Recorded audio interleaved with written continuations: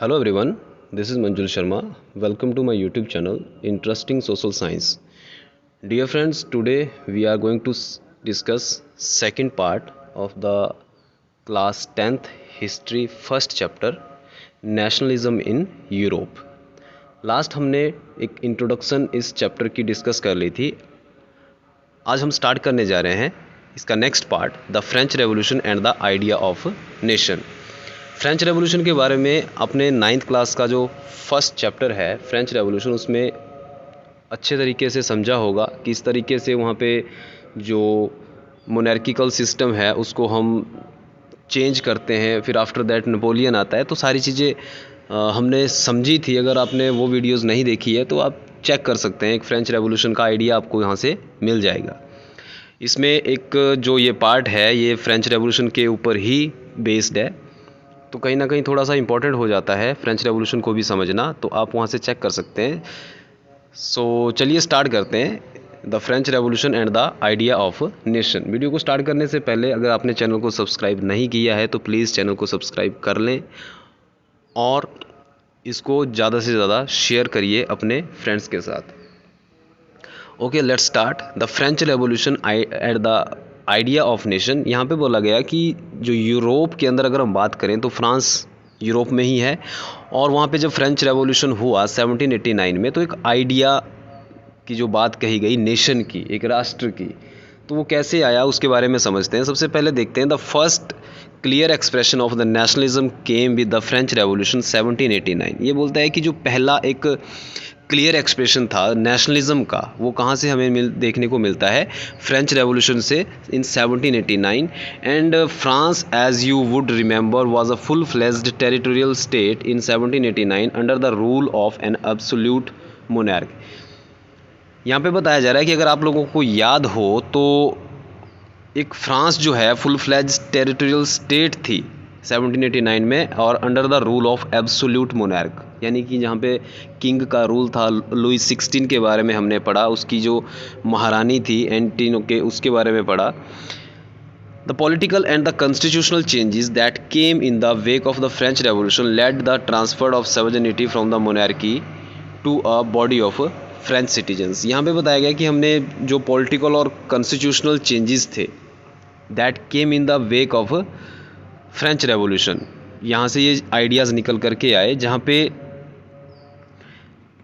Sovereignty को, जो एक भाईचारे की जो भावना है, फ्रॉम द मोनार्की से निकल करके कैसे फ्रांस के लोगों तक पहुंचाई गई, इसके बारे में यहाँ पे बात की गई है. नेक्स्ट है the revolution proclaimed that it was the people who would henceforth constitute the nation and shape its destiny. यहाँ पे ये एक प्रोक्लेम किया गया, ये बताया गया लोगों को कि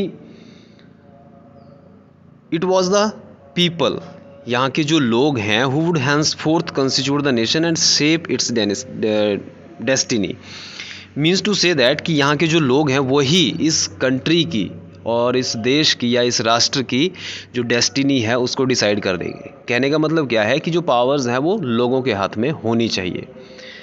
तो नेक्स्ट की अगर हम बात करें तो नेक्स्ट पॉइंट में बोलता है, From the very beginning, the French revolutionaries introduced various measures and practices that could create a sense of collective identity amongst the French people. हमने पढ़ा था कि फ्रांस के अंदर जो लोगों के अंदर एक कलेक्टिव आइडेंटिटी को बताया गया था, यानी कि सारे जो लोग हैं वो इकट्ठे होकर के अपने लिए उन्होंने काम किया. The ideas of la patrie, the fatherland कहा गया है इसको, ला पैट्री को, और द ले सिटियोन जो वहाँ के सिटीजन्स हैं. emphasized the notion of a united community enjoying equal rights under a constitution, जहाँ पे equal rights होने चाहिए according to the situation. A new French flag, the tricolor, was chosen to replace the former royal standard, यानी कि पुराना जो एक royal standard था जहाँ पे राजा का शासन था उसको चेंज कर दिया गया एक आइडेंटिटी के रूप में जिसको फ्लैग बताया गया, ट्राई कलर में था. And the state general was elected by the body of active citizen and renamed the national assembly. हमने फ्रेंच रेवोल्यूशन के अंदर ये चीज़ भी हमने पढ़ी थी या आप लोगों ने डिस्कस किया होगा जब आप 9th क्लास में थे. तो उस टाइम में फर्स्ट चैप्टर जो था फ्रेंच रेवोल्यूशन, उसमें भी बताया गया था कि लोगों की जो नेशनल असेंबली है, पहले वहाँ पे स्टेट जनरल्स हुआ करती थी, मंत्रिमंडल हुआ करती थी, बाद में उसको चेंज कर दिया था नेशनल असेंबली में. And new hymns were composed, oath takens and martyrs communicated all in the name of nation. यहाँ पे लोगों ने नए नए जो सॉन्ग थे उनको कंपोज किया गया, ओथ लिए गए, ठीक है ना, और अपने राष्ट्र के लिए उन्होंने जैसे कस्में वगैरह खाई। And centralised administrative system was put in place of the formulated uniform laws for all the citizen with its territory. यह बोलता है कि एक सेंट्रलाइज्ड जो एडमिनिस्ट्रेटिव सिस्टम था was put in place and it formulated uniform laws, यानी कि सबके लिए जो बराबर लॉज है वो यहाँ पे बताए गए for all the citizens with in the territory. जितने भी लोग फ्रांस के अंदर रह रहे हैं उनके लिए एक यूनिफॉर्म सिस्टम बनाया गया। ऐसा नहीं है कि किसी एक, फॉर एग्जांपल के लिए इंडिया है तो इंडिया के अंदर अगर पंजाब के अंदर लोग रह रहे हैं या दिल्ली के अंदर लोग रह रहे हैं या महाराष्ट्र में लोग रहे हैं तो उनके लिए अलग अलग सिस्टम है। अगर फंडामेंटल राइट्स की बात की जाए तो वो सबके लिए बराबर ही है। वहाँ पे कोई भी सिटीजन्स जो है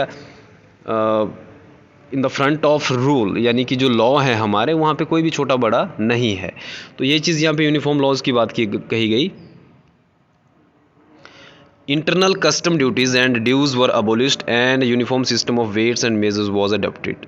अगर आपने ये भी पढ़ा होगा कि फ्रेंच रेवोल्यूशन के अंदर जो कस्टम ड्यूटीज़ थी उनको हटा दिया गया और यूनिफॉर्म सिस्टम जो था वेट का या मेजर करने का वो सारा वहाँ पे लागू किया गया। फॉर एग्जांपल के लिए जैसे ये एक फ्रेंच कंट्री है, फ्रांस है, यहाँ पे इसमें पहले अलग अलग जो स्टेट्स थी बनी हुई थी, तो इसको यहाँ से यहाँ जाने के लिए बीच में कुछ टैक्स पे करना पड़ता था। ओके, तो इन सब को हटा करके अब एक यूनिफॉर्म सिस्टम बना दिया गया कि विद इन द टेरिटरी जो भी लोग रह रहे हैं वो अपने हिसाब से एक जो वेटिंग सिस्टम है या कुछ भी है, या वेटिंग सिस्टम में का अगर एग्जांपल दूं तो फ्रांस के अंदर अगर कोई एक स्टेट है वहाँ पे 1 मीटर इतना हो सकता है, वहीं अगर आप दूसरी स्टेट में जाओगे तो वहाँ पे 1 मीटर आपका इतना हो जाएगा। तो एक अलग अलग सिस्टम था नापने का या तोलने का, तो उसको चेंज कर दिया गया और एक यूनिफॉर्म यानी कि सेम बनाया गया सबके लिए। एंड रीजनल डायलेक्ट जो रीजनल लैंग्वेजेस थी were discouraged and French as it was spoken and written in Paris became the common language of the nation। France वहाँ पे जो भाषा थी वो बोले जाने लगी एंड सबके लिए उसको लागू किया गया। The revolutionaries further declare that it was the mission and the destiny of the French nation to liberate the people of Europe from the despotism. Despotism का मतलब यहाँ पे बताया गया है जो राजा वगैरह का शासन था जहाँ पे लोगों के पास पावर्स नहीं थी, तो उसको ख़त्म किया जाए। Okay, in the other words to help the peoples in the Europe become nations. और दूसरे शब्दों में अगर हम कहें तो यहाँ के अंदर यूरोप के अंदर जो लोग रह रहे हैं वो हेल्प करें एक नेशन बनाने में, एक कंट्री बनाने में, जहाँ पे एक उसकी पर्टिकुलर टेरिटरी हो, उसके अंदर जो लोग रह रहे हैं वो अपना एक रूल कर सके, सभी लोगों के पास पावर हो। इस चीज़ के बारे में यहाँ पे बताया गया। So when the news of the events in France reach the different cities of Europe. अब जैसे ये चीज़ें फ्रांस के अंदर हो रही थी तो उसकी जो न्यूज़ थी वो फ्रांस के अलग अलग शहरों के अंदर पहुंचना स्टार्ट हो गई यूरोप के अंदर। Students and other members of educated middle classes began setting up Jacobin clubs. Jacobin clubs के बारे में भी हमने पढ़ा था। जैकोबिन क्लब के अंदर वो लोग थे जो स्टूडेंट्स थे और मिडिल क्लास जो लोग थे और पढ़े लिखे जो लोग थे वो जैकोबिन क्लब्स बनाते थे। There activities and campaigns prepared the way for French आर्मीज which moved into Holland, Belgium, Switzerland, much of Italy in 1790s। तो उनके जो एक्टिविटीज़ थी, उनके जो कैंपेन्स थे, जिसकी वजह से जो फ्रेंच आर्मी थी उन्होंने मूव किया हॉलैंड के अंदर, बेल्जियम के अंदर, स्विट्ज़रलैंड के अंदर। And with the outbreak of revolutionary wars the French armies began to carry the idea of nationalism abroad. Nationalism का जो आइडिया था वो अब फ्रांस के साथ साथ बाकी कंट्रीज़ के अंदर भी फैलना स्टार्ट हो गया था। अगर हम बात करें 1790s की, तो यहाँ पे आप एक मैप देख सकते हैं जो यूरोप का एक मैप यहाँ पे बताया गया है। फ्रांस आपका देख सकते हो यहाँ पे है, okay, and Spain, Austrian empire है। तो यहाँ पे अगर आप देख पा रहे हो तो जर्मनी नाम की कोई भी अभी कंट्री नहीं है, तो इसमें अलग अलग जो स्टेट्स हैं वो देख सकते हो। और अगर फ्रेंच रेवोल्यूशन के एंड में हम पहुंचते हैं तो with in the wide swathe territory that came under his control the Napoleon set about introducing many of reforms that he had already introduced in the France. हमने फ्रेंच रेवोल्यूशन के बारे में पढ़ा था कि स्टार्टिंग में वहाँ पे मोनार्किकल सिस्टम था, आफ्टर दैट कॉन्स्टिट्यूशनल सिस्टम आ गया, लेकिन धीरे धीरे जो वहाँ पे नेपोलियन था वो इन सब चीज़ों को लागू करते करते उसके हाथ में पावर आ जाती है। पावर का मतलब क्या है कि एक कॉन्स्टिट्यूशनल कंट्री बनाने के चक्कर में जो वहाँ का वो धीरे धीरे डिक्टेटर फॉर्म में बदल जाता है, और उसने बहुत से अच्छे काम भी किए, लेकिन एंड में जो स्थिति थी, वो जो कंडीशन थी, वो टोटली बिल्कुल उल्टा हो गया। तो उसमें देखिए, Napoleon set about introducing many of the reforms that he had already introduced in France. Through a return to monarchy Napoleon had no doubt destroyed democracy in France. यही चीज़ यहाँ पे बताई गई है, जैसे पहले डेमोक्रेसी थी तो डेमोक्रेसी के बदले में फिर से पावर जो है किसी एक पर्सन के हाथ में आ गई है। But in this administration field he had incorporated revolutionary principles in order to make the whole system वो रैशनल एफिशिएंट। चाहे जो भी था, डेमोक्रेसी को ख़त्म करके जो पावर थी वो नेपोलियन के हाथ में थी, लेकिन फिर भी उसने कुछ ऐसे रैशनल और एफिशिएंट चेंज किए जो लोगों के लिए बहुत ही अच्छे थे।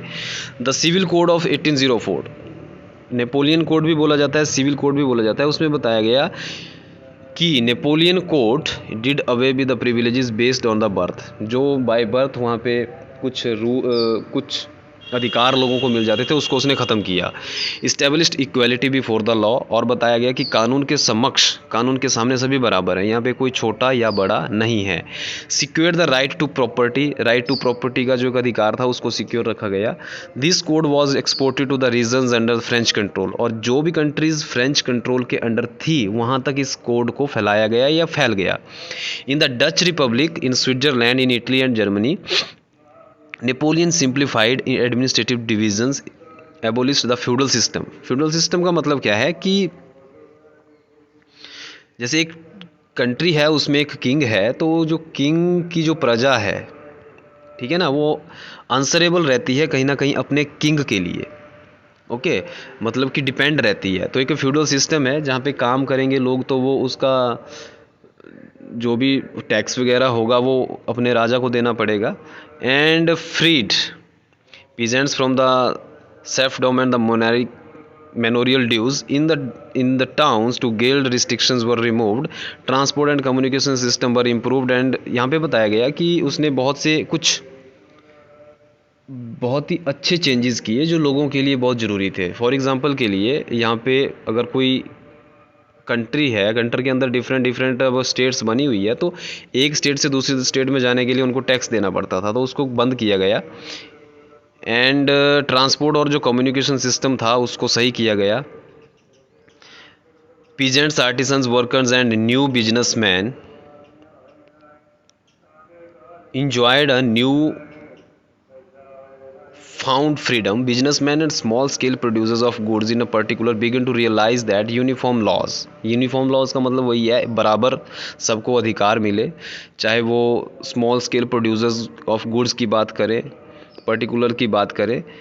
Laws standard, uniform laws, standardise weight and measures, common national currency would facilitate to movement and exchange of goods and capital from one region to another. तो बहुत सी कुछ ऐसे चेंजेस थे जो लोगों के लिए बेनिफिशियल थे। अब यहाँ पे बताया गया कि however in the area conquered the reactions of the local population to French rule were mixed. अब देखिए, कहीं ना कहीं जो रूल एंड रेगुलेशन नेपोलियन बना रहा था, तो उसमें कुछ लोग उसके फेवर में थे और कुछ उसके अनफेवर में भी थे, कुछ नहीं चाहते थे कि ऐसा हो। तो यहाँ पे बताया गया है कि population of France rule were mixed initially in many places such as Holland and Switzerland, as well as in certain cities like the Brussels, Mainz, Milan and Warsaw, the French armies were welcomed as the harbingers of the liberty। तो कुछ starting में इन countries ने इसको welcome किया कि ठीक है, okay, अच्छी बात है, ऐसी चीज़ें हो रही है। But the initial enthusiasm soon turn into the hostility. लेकिन जो स्टार्टिंग का एंथुजियाज्म था, एक उनके अंदर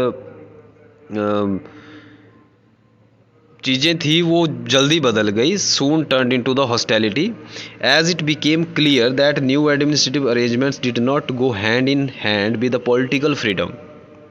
ठीक है कि ये जो चेंजेस किए गए हैं एडमिनिस्ट्रेटिव अरेंजमेंट्स हैं did not go hand in hand with the political freedom. मतलब कि जो ये पॉलिटिकल फ्रीडम लोगों के पास होनी चाहिए ये उस तरह से नहीं चल पा रही है जैसे कि होना चाहिए था. And increase taxation, censorship, forced conscriptions into French armies required to conquer the rest of Europe all seem to outweigh the advantages of the administrative changes. इसमें बताया गया कि जो टैक्सेशन थे उसको बढ़ा दिया गया, सेंसरशिप थी, फोर्स कंस्क्रिप्शंस थी इनटू फ्रांस आर्मी जो थी वो अब कहीं ना कहीं जो रेस्ट ऑफ द यूरोप था, जो पूरा यूरोप था उसके ऊपर उनका अधिकार बढ़ना स्टार्ट हो गया. And all seem to outweigh the advantages the administrative changes. तो यही कुछ कारण रहे जिसकी वजह से जो बाद में एक सिस्टम बना था वो पूरा का पूरा ख़त्म हो गया. नेक्स्ट हम बात करेंगे the making of nationalism in Europe next part में. तो ये था आज का पार्ट जो हमने स्टडी किया. तो अगर आपको वीडियो अच्छी लगी है तो प्लीज़ इसको अपने फ्रेंड्स के साथ ज़रूर शेयर करिए. Thank you my dear friends.